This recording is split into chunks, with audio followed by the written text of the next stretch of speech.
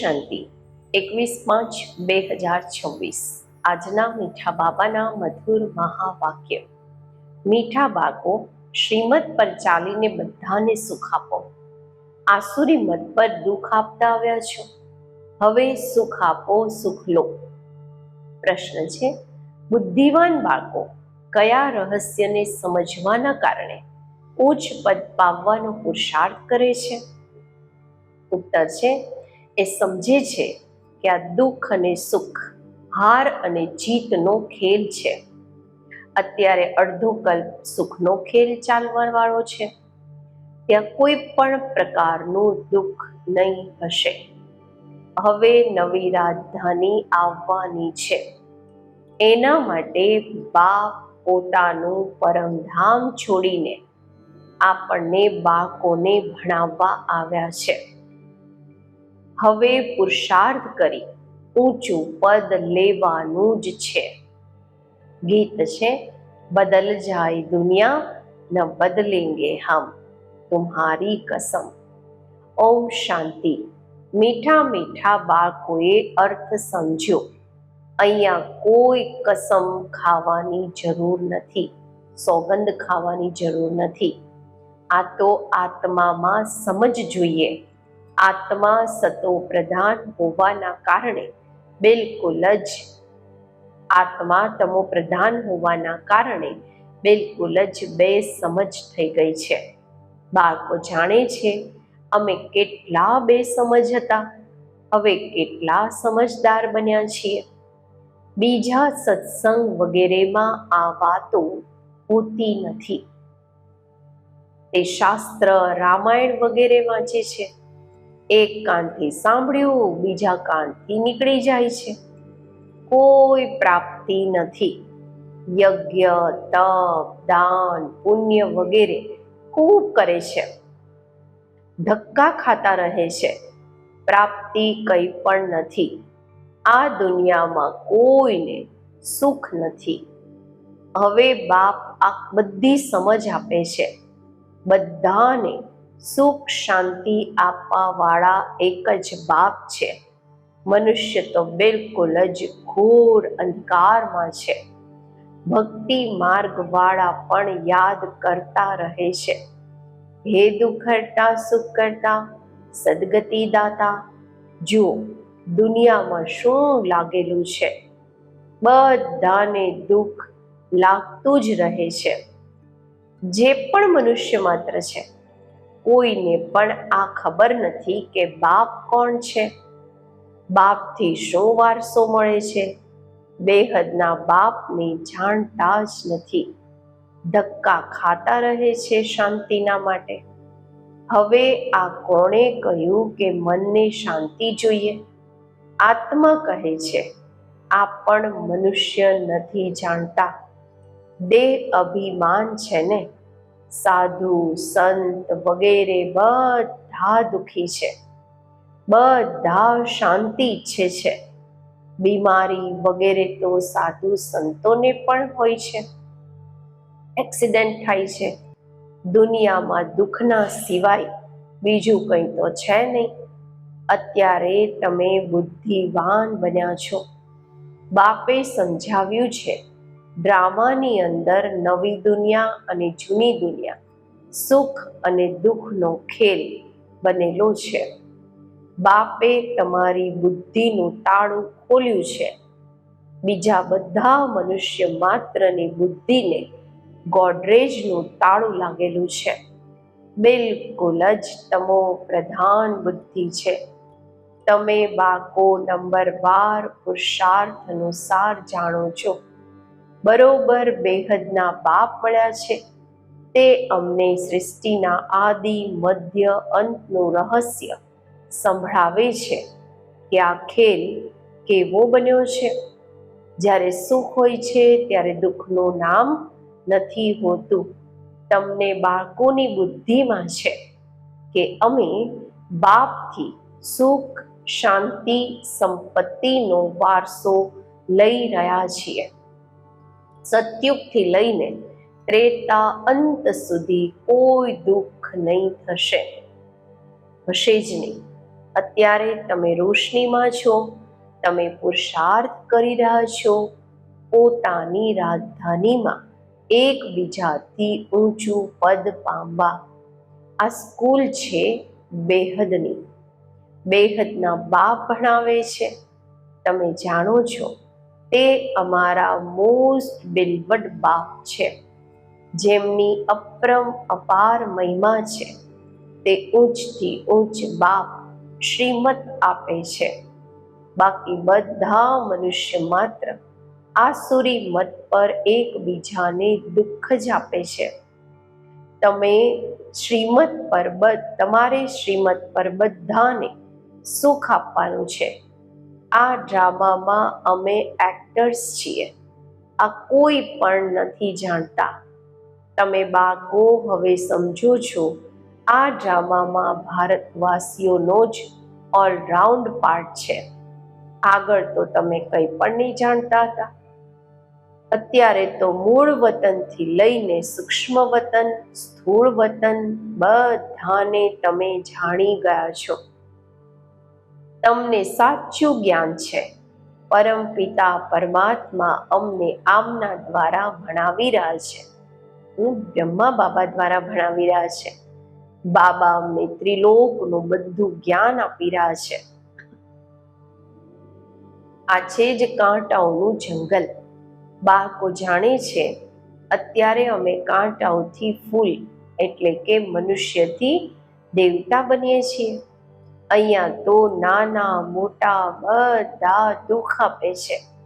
ગર્ભમાં માતાને બાળક દુઃખ આપે છે, લાતો મારે છે, કેટલું પરેશાન કરે છે, રાત્રે સુવા પણ નથી દેતો. આ ખૂબ જ છીછી જૂની દુનિયા છે. આ સૃષ્ટિ ચક્રને કોઈ પણ નથી જાણતું.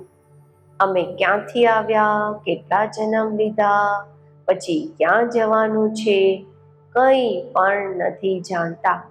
બેહદના બાપ અર્થાત બધી સીતાઓના એક રામ તે નિરાકાર છે. તમે બધી સીતાઓ છો. બાપ છે બ્રાઇડ ગ્રૂમ, સાજન. એક સાજનની બધી સજનીઓ ભક્તિઓ છે. જે પણ સીતાઓ છે બધી રાવણની જેલમાં ફસાઈને શોક વાટિકામાં આવી ગઈ છે. આખી દુનિયાના બધા મનુષ્ય માત્ર એક ભગવાનને યાદ કરે છે. ભક્તોના રક્ષક ભગવાનને કહે છે. તમે બધા અત્યારે બ્રહ્મા મુખ વંશાવલી બ્રાહ્મણ બન્યા છો. બ્રાહ્મણ જાણે છે કે અમને શિવ બાબા ભણાવી રહ્યા છે. બાબાથી વારસો જરૂર મળે છે. શિવ બાબા છે સ્વર્ગના રચયિતા. સ્વર્ગ કહો અથવા દેવી રાજધાની કહો, આ સ્વર્ગની રાજધાની છે ને. લક્ષ્મી નારાયણ સ્વર્ગના માલિક છે. આ પણ અત્યારે તમે સમજો છો.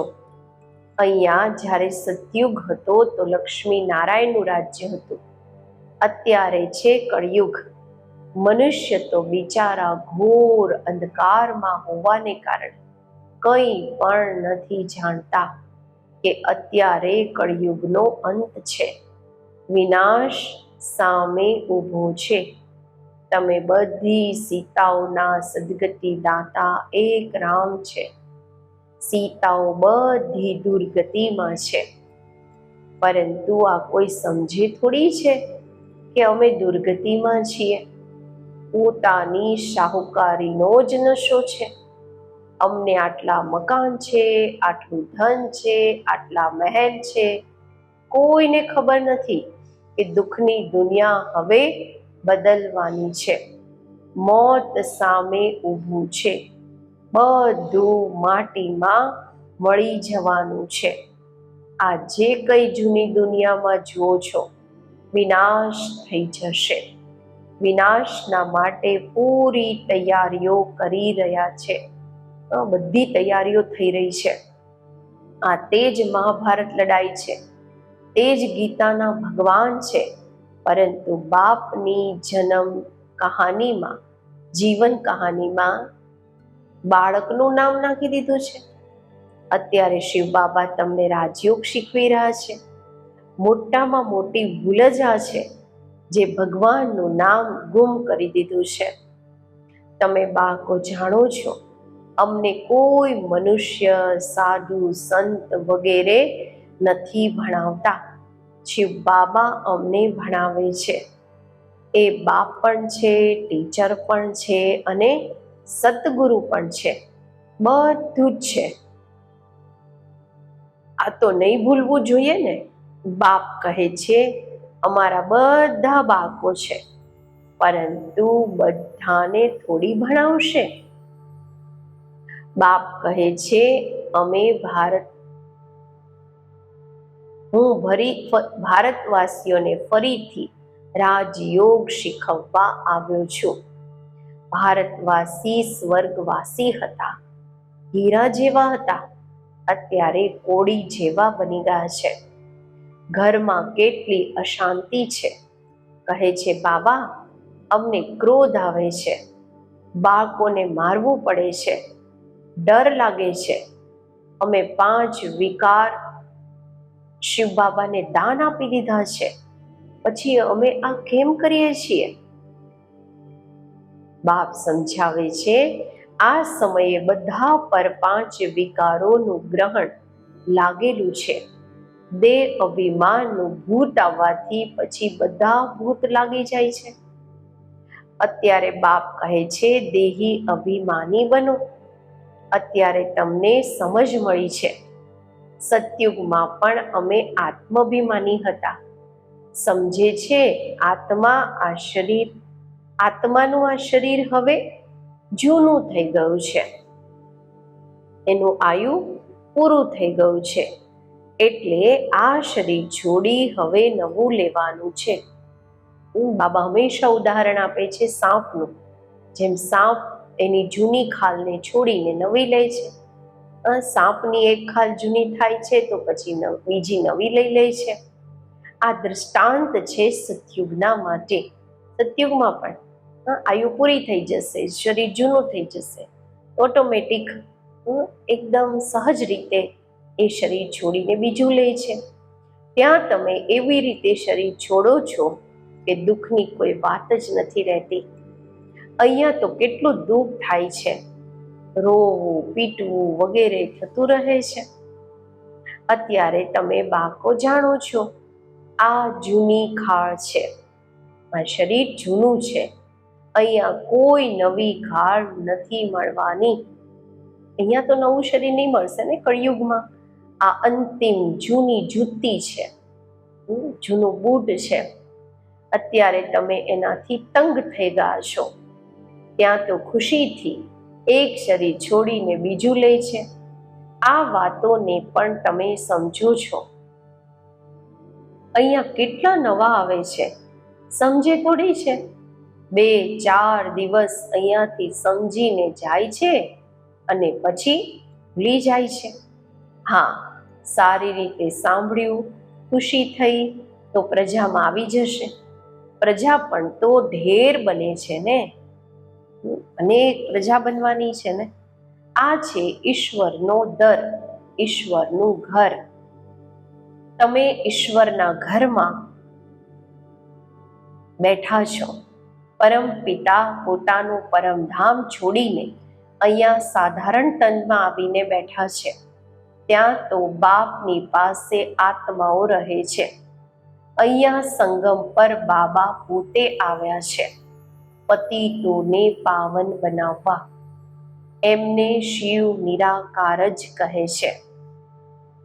નિરાકાર બાબાને આત્માઓ ઓ ગોડ ફાધર કહીને બોલાવે છે. મનુષ્ય વગર સમજથી કહી દે છે ઓ ગોડ ફાધર. આ લક્ષ્મી નારાયણને પણ યુરોપિયન લોકો ભગવતી ભગવાન કહે છે.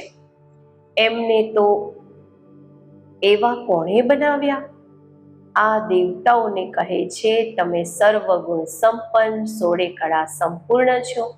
પછી પોતાના માટે શું કહે છે? આ નથી જાણતા કે આ પણ મનુષ્ય છે, ભારતમાં જ રાજ્ય કરીને ગયા છે.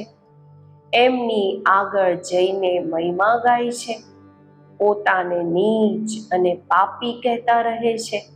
શ્રી કૃષ્ણના મંદિરમાં પણ જઈને મહિમા કરે છે. શિવની આ મહિમા નહીં કરશે, એમની મહિમા અલગ છે. અક્ષર ખાસ કરીને શિવની પાસે જાય છે તો કહે છે, ભર દો ઝોલી, અમારી જોડી ભરી દો. પછી કહી દે છે તે ભાંગ પીવા વાળા છે, ધતુરા ખાવા વાળા છે. અરે ત્યાં ભાંગ ધતુરો ક્યાંથી આવ્યો? કંઈ પણ સમજ નથી, માંગતા રહે છે. પતિ જોઈએ, આ જોઈએ. દીપમાળા પર પણ લક્ષ્મીનું આહ્વાન કરે છે. દિવાળી પર લક્ષ્મીને બોલાવે છે. તે છે કોણ આ કોઈને પણ ખબર નથી.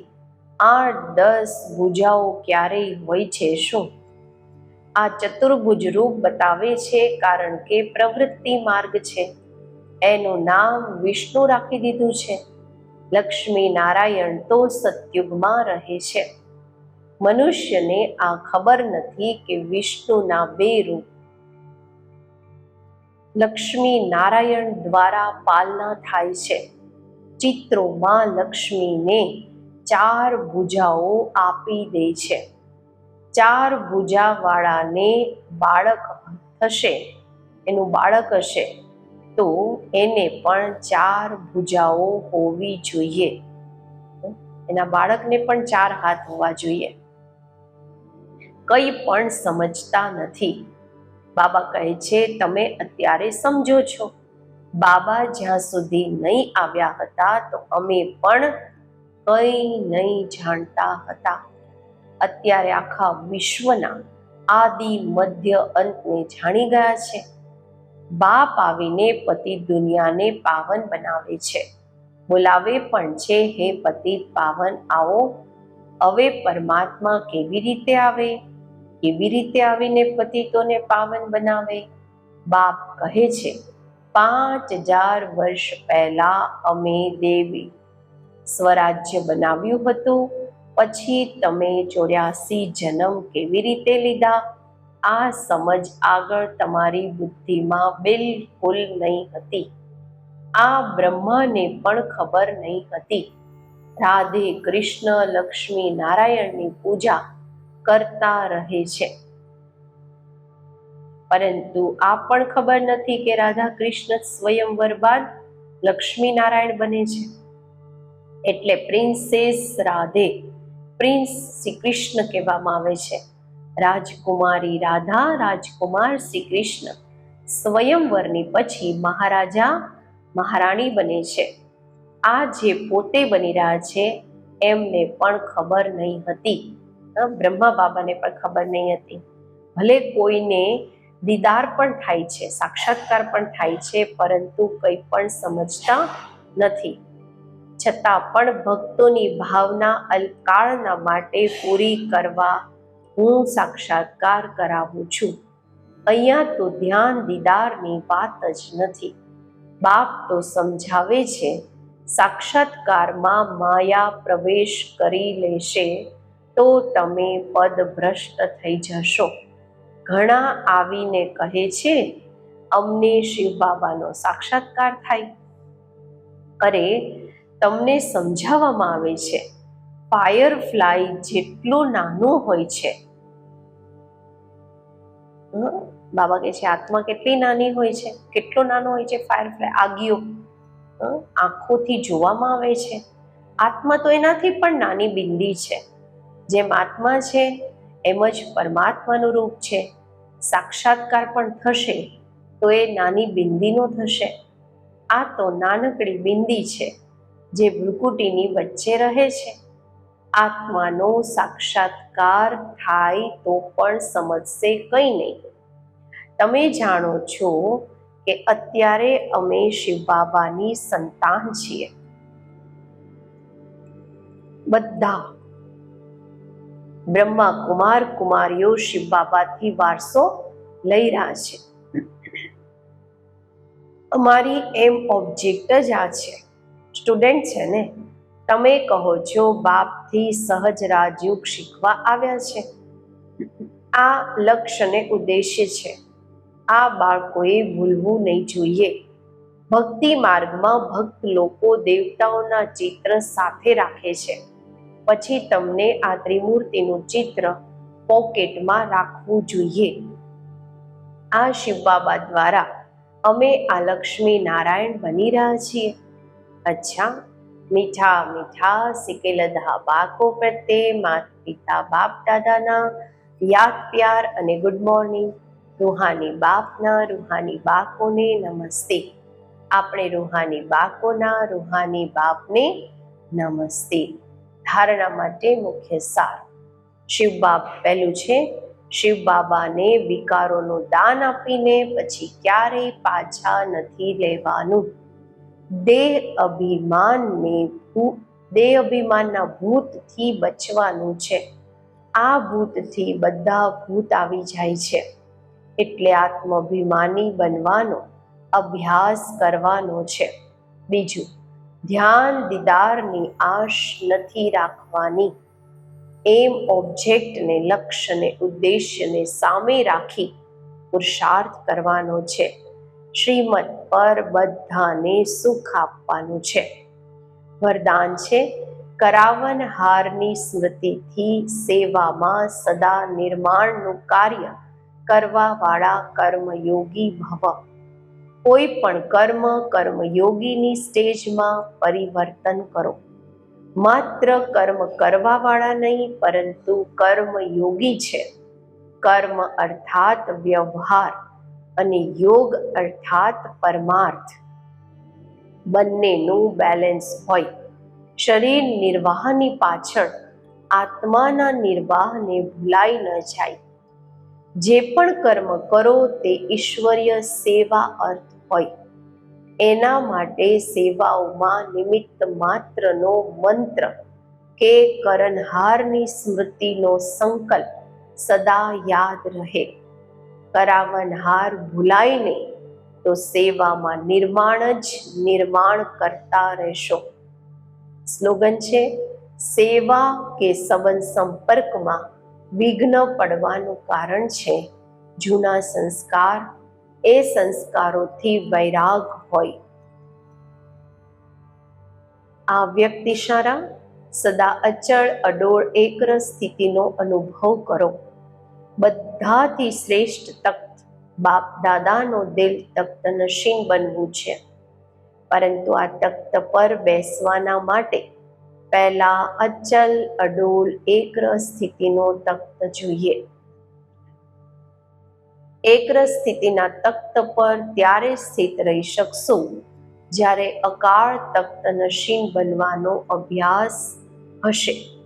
જેમ તે તપસ્વી હંમેશા આસન પર બેસે છે, એમ તમે પોતાની એકરસ આત્માની સ્થિતિના આસન પર વિરાજમાન રહો. આ આસનને નહીં છોડો ત્યારે સિંહાસન મળશે. ઓમ શાંતિ.